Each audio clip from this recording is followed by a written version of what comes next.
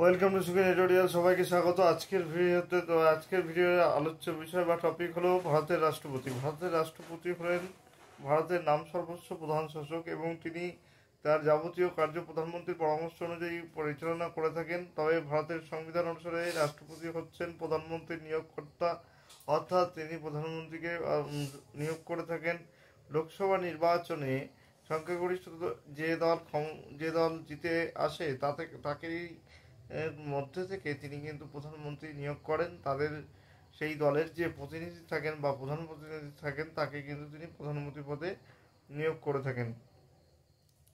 কিন্তু রাষ্ট্রপতির এই ক্ষমতার পাশাপাশি আরও অনেকগুলি ক্ষমতা রয়েছে, যেমন রাষ্ট্রপতি কোনো মৃত্যুদণ্ডাজ্ঞাপ্রাপ্ত সুপ্রিম কোর্ট থেকে কোনো মৃত্যুদণ্ডাজ্ঞাপ্রাপ্ত ব্যক্তির কিন্তু যে মৃত্যুদণ্ড সেটি রদ করতে পারেন। রাষ্ট্রপতির অপর একটি বিশেষ ক্ষমতা হলো তিনি লোকসভা এবং রাজ্যসভায় অধিবেশনের শুরুতে অধিবেশনের শুরুতে তিনি ভাষণ দিয়ে থাকেন, যে ভাষণের মাধ্যমে লোকসভা অধিবেশন শুরু হয়। অর্থাৎ আমরা বলতে পারি রাষ্ট্রপতি হচ্ছেন রাষ্ট্রের আইনসভার অবিচ্ছেদ্য অঙ্গ এবং তার সম্মতি ছাড়া কোনো বিল আইনে পরিণত হয় না।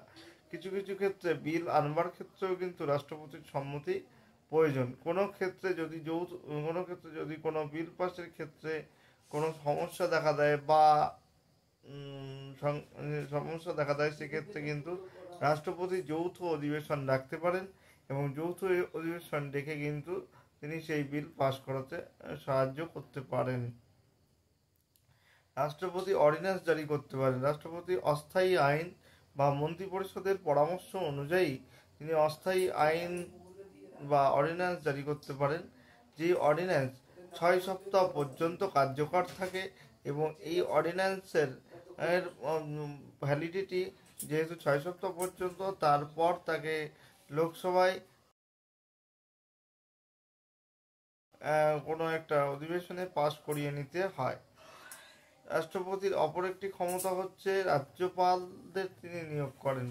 সমস্ত রাজ্যের রাজ্যপাল এবং ভারতবর্ষের অডিটর জেনারেল, এছাড়া অ্যাটর্নি জেনারেল, এদেরকে রাষ্ট্রপতি নিয়োগ করে থাকেন।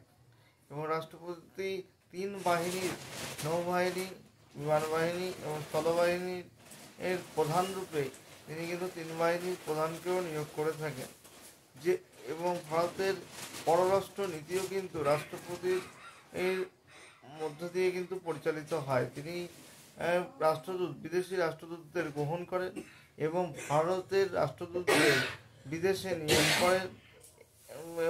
নিয়োগ করেন। এছাড়া ভারতের যাবতীয় পাসপোর্ট, ভারতের যতগুলো পাসপোর্ট আছে সবই রাষ্ট্রপতির নামে কিন্তু ইস্যু করা হয়ে থাকে।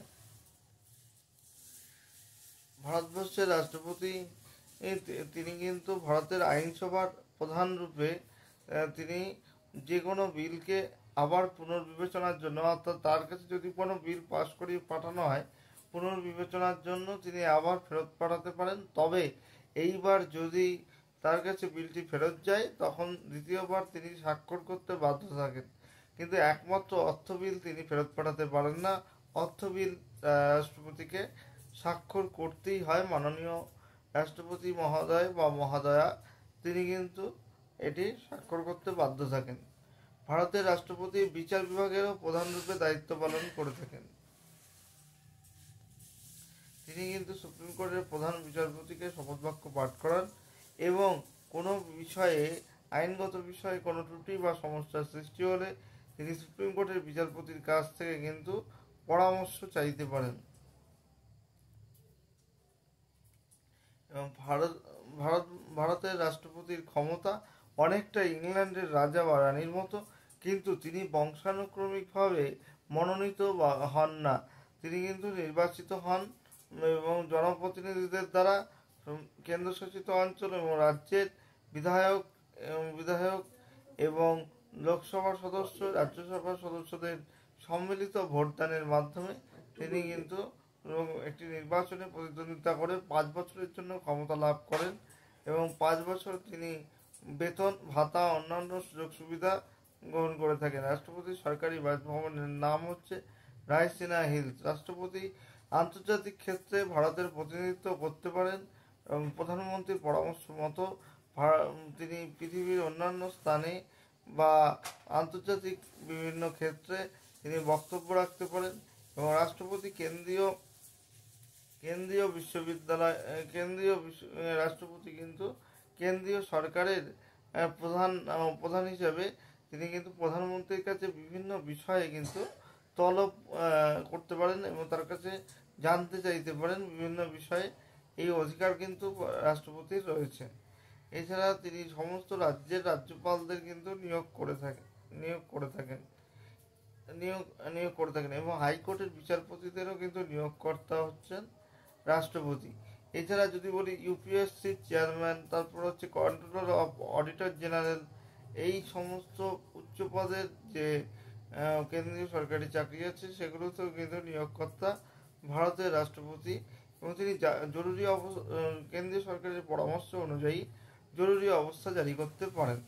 জরুরি অবস্থা জারি করে যদি রাষ্ট্রপতি মনে করেন যে ভারতবর্ষের কোনো স্থানের মানে আইন শৃঙ্খলা জনিত পরিস্থিতি খুবই খারাপ পজিশনে রয়েছে, সেক্ষেত্রে কিন্তু রাষ্ট্রপতি চাইলেই কেন্দ্রীয় সরকারের পরামর্শ অনুযায়ী তিনি অবশ্যই সেখানে জরুরি অবস্থা জারি করে সমস্ত ক্ষমতা সরাসরি নিজের হাতে নিতে পারেন। এবং কেন্দ্রশাসিত অঞ্চলগুলির ক্ষেত্রে রাষ্ট্রপতি কিন্তু বিশেষ ক্ষমতা ভোগ করে থাকেন। কেন্দ্রশাসিত অঞ্চলগুলির ক্ষেত্রে বিশেষ ক্ষমতা ভোগ করে। এছাড়া রাষ্ট্রপতি আর্থিক জরুরি অবস্থা জারি করতে পারেন। ভারতীয় সংবিধানের এই প্রভিশনা রয়েছে যে রাষ্ট্রপতি অবশ্যই জরুরি অবস্থা কিন্তু জারি করতে পারেন। আরেকটি বিশেষ ক্ষমতা রাষ্ট্রপতিকে দেওয়া হয়েছে ভারতীয় সংবিধান মোতাবেক, সেটা হচ্ছে রাষ্ট্রপতির বিরুদ্ধে কিন্তু তার পদে থাকাকালীন কোনো দেওয়ানি বা ফৌজদারি মামলা করা যায় না। কোনো দেওয়ানি বা ফৌজদারি মামলা রাষ্ট্রপতির বিরুদ্ধে কিন্তু হয় না তার পদে থাকাকালীন। কারণ ভারতের সমস্ত কোর্টের যে জাজ তাদের কিন্তু সুপ্রিম কোর্ট এবং হাইকোর্ট তাদের কিন্তু বিচারপতিদের কিন্তু রাষ্ট্রপতি নিয়োগ করে থাকেন। তাই রাষ্ট্রপতির বিরুদ্ধে ভারতীয় কোর্টে কোনো রকম দেওয়ানি এবং ফৌজদারি মামলা করা যায় না সেই পদে থাকাকালীন। এবং রাষ্ট্রপতি তার কাজকর্মের জন্য জবাবদিহি করতে বাধ্য না হলেও কোনোভাবে অসদাচরণ অবলম্বন করলে বিশেষ প্রক্রিয়ায় 1/3 আইনসভা সদস্যের সমর্থনে তা রাষ্ট্রপতিকে কিন্তু ইমপিচমেন্ট করা যায়। যদিও এই ইমপিচমেন্টের প্রক্রিয়াটি বিশেষ জটিল এবং ভারতবর্ষের ক্ষেত্রে ইমপিচমেন্ট করবার তেমন কোনো নজির নেই। এবার আমরা আসতে পারি যে ভারতীয় রাষ্ট্রপতি হতে গেলে কি কি যোগ্যতা লাগবে। প্রধানত তাকে 35 বছর বয়স্ক হতে হবে, ভারতীয় নাগরিক হতে হবে এবং তাকে অবশ্যই করে কিন্তু মানে একজন আইনজীবী হতে হবে, অর্থাৎ আইন সম্বন্ধে তার যথাযথ জ্ঞান থাকতে হবে। এটা কিন্তু খুবই জরুরি ভারতবর্ষের রাষ্ট্রপতির ক্ষেত্রে, এটি খুবই গুরুত্বপূর্ণ যে তাকে অবশ্যই একজন আইনজ্ঞ হতে হবে।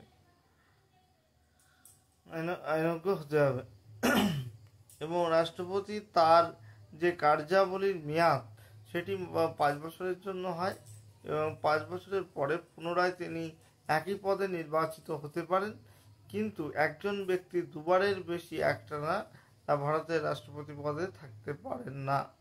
এরকম উদাহরণ দুবারের মতো থাকার উদাহরণ ভারতের প্রথম রাষ্ট্রপতি ডক্টর রাজেন্দ্র প্রসাদের ক্ষেত্রে আছে।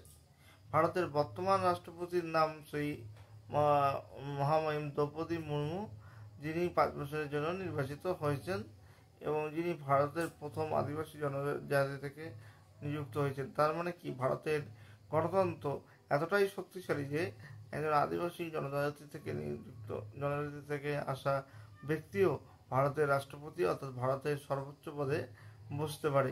এটি ভারতবর্ষের গণতন্ত্রের জয় বলেই আমাদেরকে ধরে নিতে হবে। তো এই ছিল রাষ্ট্রপতি ক্ষমতা এবং পদমর্যাদা সংক্রান্ত আজকের আলোচনা। তোমাদের এই আলোচনা কেমন লাগলো অবশ্যই আমাকে জানিও। ততক্ষণ পর্যন্ত জয় হিন্দ।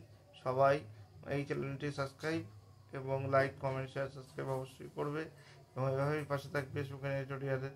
যাতে আমি এরকম আরও নতুন নতুন ভিডিও নিয়ে আসতে পারি।